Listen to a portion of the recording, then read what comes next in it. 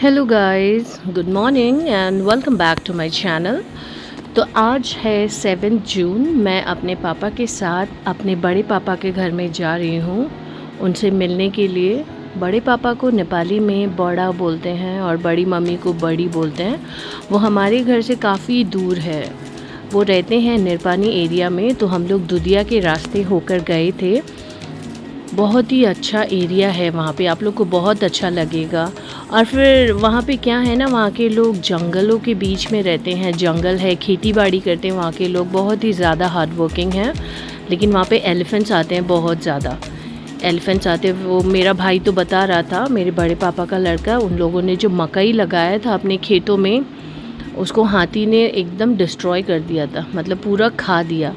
आप लोग देखिए, अभी मेरे पापा के बड़े भैया वो रहते हैं वहाँ पे। बड़ी मम्मी भी है, बड़े पापा भी है और बड़ा भाई है।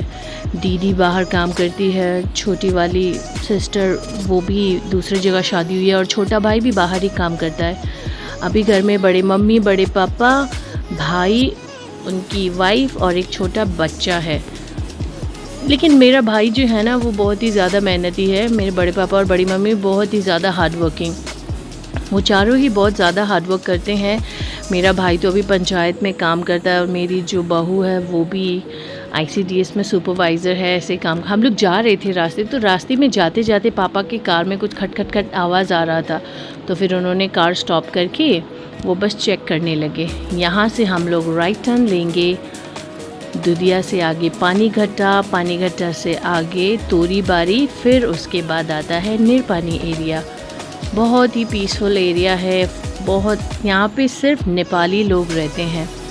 यहाँ के मैक्सिमम लोग फॉरेन कंट्री में गए हैं काम करने के लिए। आप लोगों ने देखा जैसे कि सुपारी का पूरा पेड़, ये सब खेती बाड़ी करने वाले लोग हैं। खेती बाड़ी करते हैं, धान उगाते हैं, फिर उसके बाद फार्मिंग करते हैं। मेरा भाई भी फार्मिंग करता है, उसने फ़िश फार्मिंग किया है।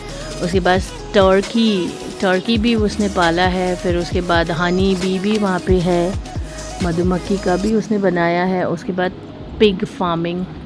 चलो हम लोग पहुँच गए बड़े पापा के घर। लुक एट देम गाइस,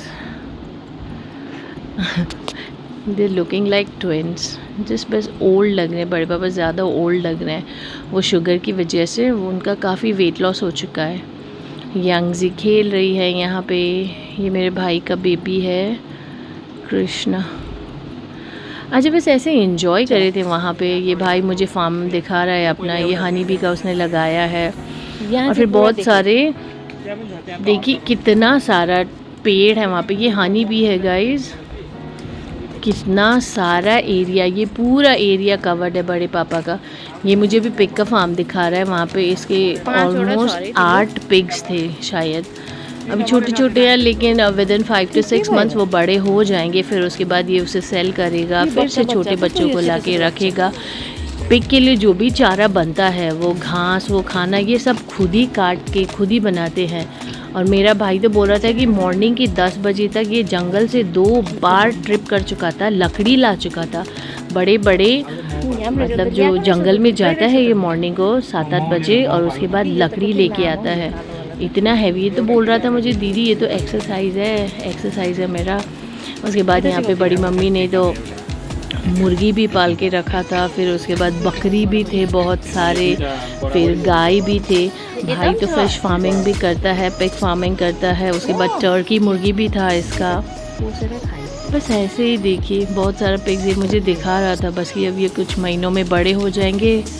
फिर उसके बाद ये उन्हें बेचेगा, फिर से और पिग्स लेके आएगा, बेबी पिग्स। फिर 7 to 8 मंथ्स में उन्हें भी सेल करेगा। ये जितने भी लकड़ी है ये सब भाई जंगल से लेके आया है। ये टर्की मुर्गी है। यहाँ पे बस बड़े पापा और मेरे पापा बात कर रहे थे बैठ के। ये क्यूट सा डॉगी, ये हैंडीकैप डॉगी है, इसका एक पैर चलता ही नहीं है बेचारा। देखिए कितने प्रिमिटिव स्टाइल से रहते हैं वहाँ पे।